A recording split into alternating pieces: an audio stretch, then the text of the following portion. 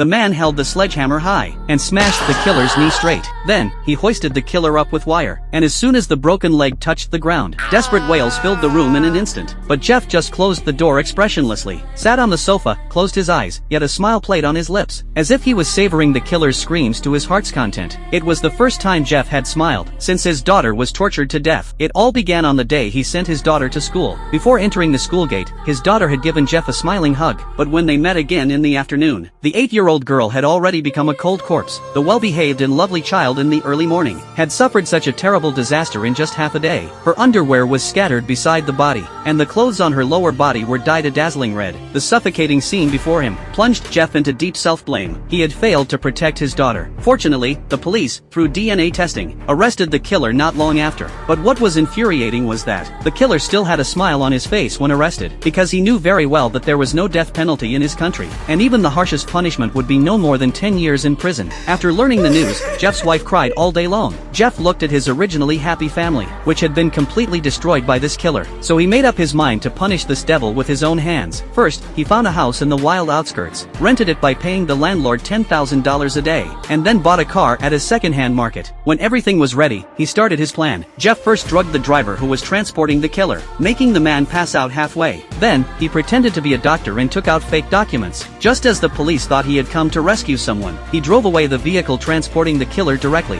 After the car passed through a corner without surveillance, he first stunned the killer, then changed to the car he had prepared in advance, and took the killer straight to the rented cabin. Jeff tied the killer to the operating table with wire, and when the killer woke up, he didn't give the man a chance to speak, and broke the killer's knee with a single hammer blow. The intense pain made the killer almost faint. While Jeff sat aside and watched him wail in pain quietly, he had thought that avenging his daughter would make him feel better, but he knew this was far from enough. On the second day of revenge, Jeff woke the killer up by pouring urine on him, then stepped heavily on the killer's broken knee. Intense pain swept over the killer's body in an instant, but he still refused to confess his crime. Jeff had to use a crueler way to make him feel the pain. After a day of torture, Jeff gave the killer a plate of food, only by keeping him alive could he continue to torture him, and could he avenge his dead daughter. On the third day of revenge, he hoisted the killer up again, but no matter how he interrogated, the killer just refused to admit his crime. Jeff raised a shotgun in anger, wanting to shoot him dead immediately, but on second thought, it would be too easy for this devil, so he put away the shotgun, and took out a scalpel. He was originally a professional doctor. When the killer saw Jeff take out so many surgical instruments, his body began to tremble constantly,